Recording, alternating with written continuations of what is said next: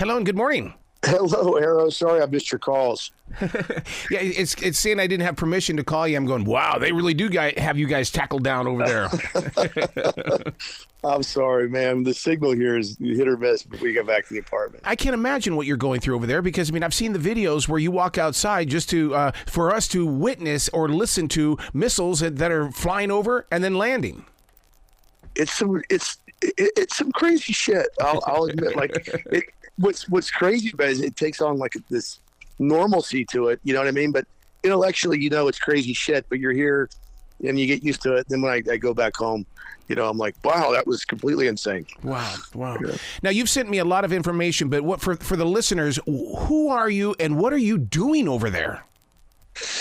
Right. So, my name's Ben Dusing. I'm in former lifetime, I was a lawyer, kind of taking a break from that. And the short version is we're trying to help the people of Ukraine. Yeah. It's a long story, kind of how we ended up here, but I began a couple of weeks after the war broke out. I speak Russian. I studied Russian at university a long time ago.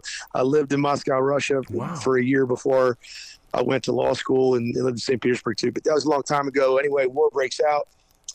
Obviously, nobody was expecting it. I just felt kind of a voice in my heart, in my head. Well, maybe I can be helpful. Bought a ticket for 1 week and went to the border in Poland to help the refugees. Had never done anything like this before, but immediately saw that I could. I checked a lot of boxes that not many people check. Yeah. Long story short, one thing led to another, and it became not just me, but my friend John Gardner, who worked with me, and then we kind of met a charitable partner and kind of self-financed. But I didn't want to be an organization. We just wanted to help the people of Ukraine, but we just, the need's so great for those of us that just happen to, possess those attributes where we can, kind of step into that void left by, really the big international organizations, which haven't really been that active. One thing led to another, and we were in Kharkiv, lived there for 4 or 5 months, served in the newly liberated territories in 2022, and then in the Donbass, and, along the way, just tried to, do what we could do to be helpful and, just try to do good. And people supported that. And we were able to do more good and get more things. And before I know it, we're here in Kherson, Ukraine. We were asked to come here.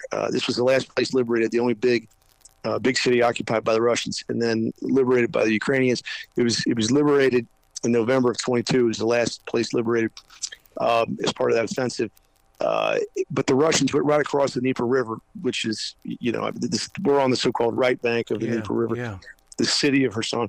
So the Russians just retreated right across the riverbank and immediately started shelling indiscriminately the civilian population of the city, 300,000 strong. As you can imagine, anybody that could walk and had a place to go got out of here. But we were asked to come down and help evacuate the non-ambulatory. We had somehow acquired the skill set and the equipment to do that. Once we arrived, this was, to me, very clearly the most serious, very, very, very serious humanitarian situation of them all. And so we've served here since, ultimately acquired. At present, this story concludes as follows. We have an office, brick and mortar office in downtown Kherson, Ukraine, a little over 1 kilometer from the Dnieper River, which is effectively the front. And we've got a 4-person team, myself and John, and now we've got 2 full-time locals. And we have 4 vehicles, including two ambulances with the stretcher beds. That's important because we can evacuate the non-ambulatory. And we've been made to feel part of the community. We love these people. It's just a special place to us. I used to call it my humanitarian home, then our second home, and now it's just our other home. These are awesome people, and we're proud to serve here. So sorry for the long answer, but it's been a journey. Well, what did you do in your everyday life that prepared you for everything that you're doing right now? Because I believe in the seed becomes the tree becomes a piece of paper, the author writes books. So therefore, there had to have been things in your early life that physically and mentally prepared you for what you're going through right now. It's interesting that you say that, and I think that's extremely insightful. I think that's true. The biggest thing is the language ability. Mm-hmm. So, how many Westerners, speak Russian? Not many, as it turns out, very, very, very, very few. All of the Ukrainians speak Russian. It's, they prefer to speak Ukrainian, but the eastern half of Ukraine, really, Russian's the first language. So the ability is the important thing is it's a great transactional language, and so that language ability, which lay dormant for a long time, really, as soon as I got to the border, just put me in the middle of things. And it just at each stage, I was kind of learning things without knowing that I was learning things. And so I think that was one of the biggest things. And then also by disposition, I was a federal prosecutor in the United States for 5 years, proud to serve my country that way. I went into private practice, worked for the big, law firm, and then opened up my own law office. And that was important too, because working for myself, I could create the space once, this became my purpose and passion. And I'm divorced back home, wonderful mothers of my children. But being, I could create the space in my life to dedicate time to it. And the experience really is invaluable, because you don't learn this kind of stuff kind of in the classroom, if that makes sense. So those are amongst some of the experiences or situational kind of things that just, it took off pretty quick. Yeah. Knowing what you know and the language that you speak, did anybody or has anybody ever said, "Are you a spy?" All the time. Really? Well, just here in Kherson. So Kherson's different than all the other places. It's these people have been through absolute hell. They were occupied for 9 months. So haven't been here. There's two types of Ukraine. Those places that were occupied by the Russians for a period of time and then liberated, and those places that weren't. There's need all over Ukraine. Kyiv, Lviv. We lived in Kharkiv for 5 months. It's 25 miles from the Russian border, but it was never occupied. Russian occupation is one big war crime. It is just one big war crime. So, they just, as we know, raped, pillaged, tormented, traumatized, destroyed everything. So, the difference between those areas that were occupied and those areas that weren't is kind of night and day. But down here in Kherson, the Russians were here 9 months. This was the only big city they occupied. There was a civil administration, lots of collaborators. The collaborationist element here is still quite significant. They are just across the river. So, there's, not so much anymore, but yeah. I've been asked that. Yes, I have. So how often do you come across another American over there? Because we don't get to hear those stories. And that's why it's so important that we get to hear from you even today. Yeah. So in Ukraine as a whole, I think there's quite a few Americans that, are so-called foreign volunteers.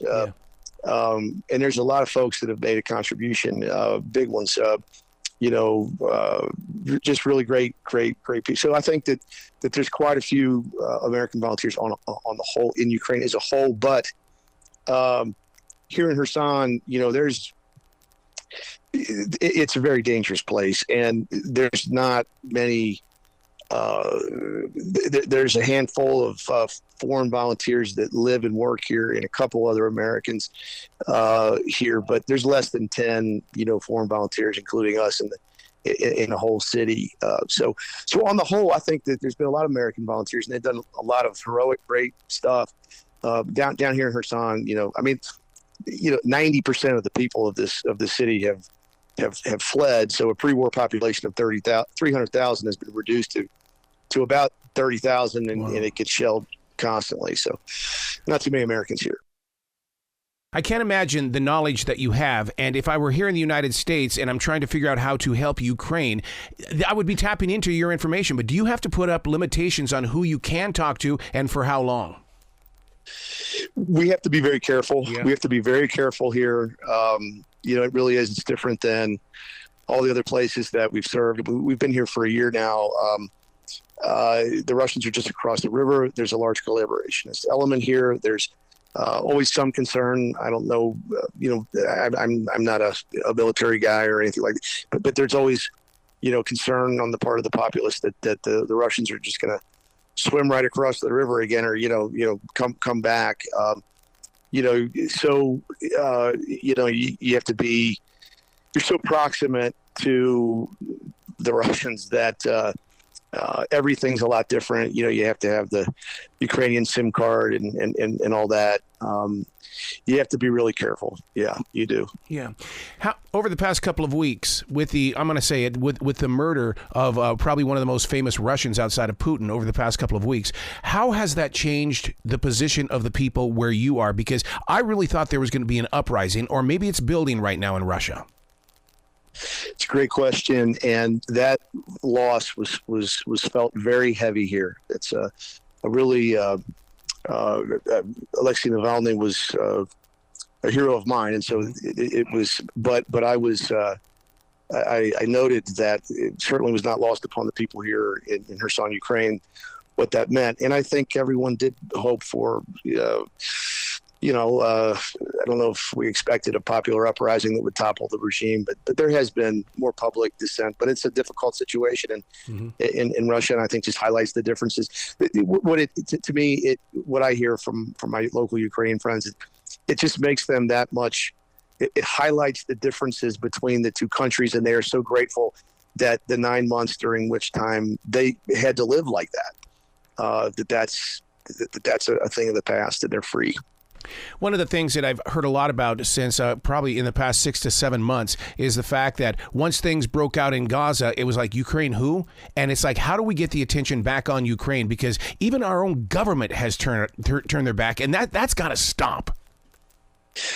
Agree completely. Obviously, I come from a perspective here, but that's absolutely the case. I mean, there's of course the natural sort of attrition and war weariness, and there's always something next. But boy, it fell off a cliff, and that really impacted the help for the people of Ukraine, especially at a place like Kherson.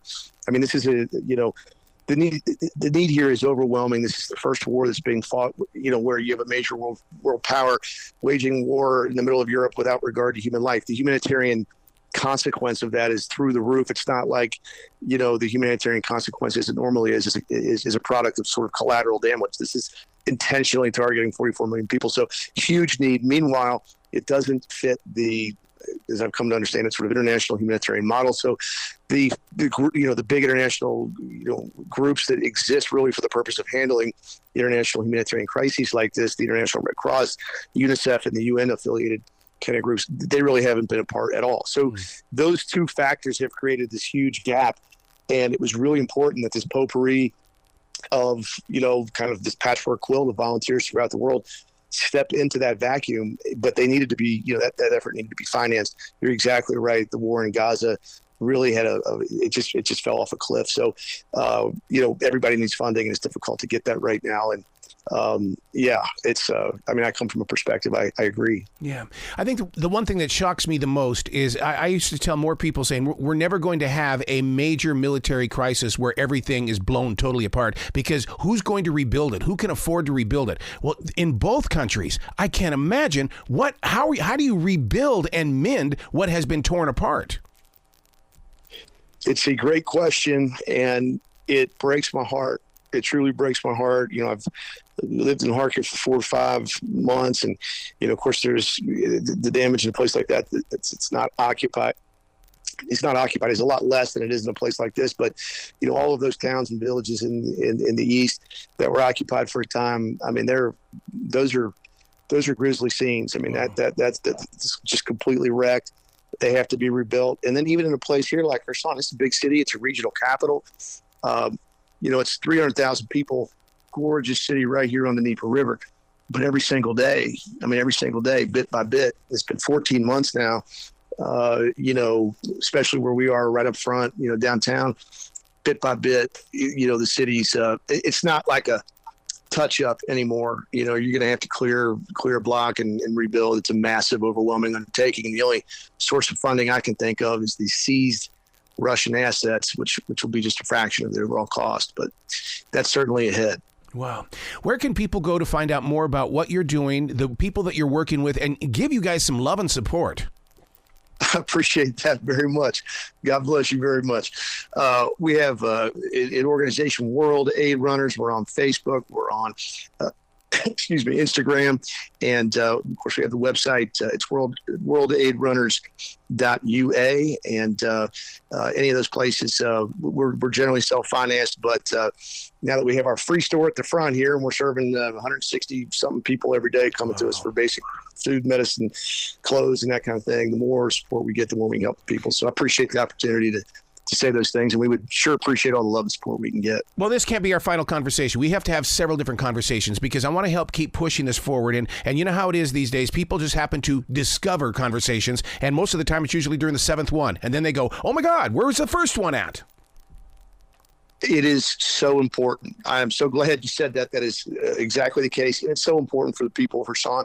The truth of the matter is, when we first came here, I called this our new humanitarian home. We relocated from Kharkiv, and then time went on, and I called it our second home. And now I just call it our other home. We've been made to feel a part of the community here. We are very proud to be so-called Khersonsky Americans, Kherson's Americans, and we love these people. And the truth is, it's such a dangerous place. The journalists that come in, they come out, but you can't really understand the place that way. And I know that it's the only big city occupied by the Russians, and I would love the opportunity to tell the world about the wonderful, wonderful, wonderful people of Kherson, Ukraine. So I hope we can have more conversations. Well, we know how to get in touch with each other, dude. I appreciate it so much. God bless you. Thank you for what you're doing. Really appreciate it. Well, you be brilliant today, okay, sir? You already have been. Slava Ukraini.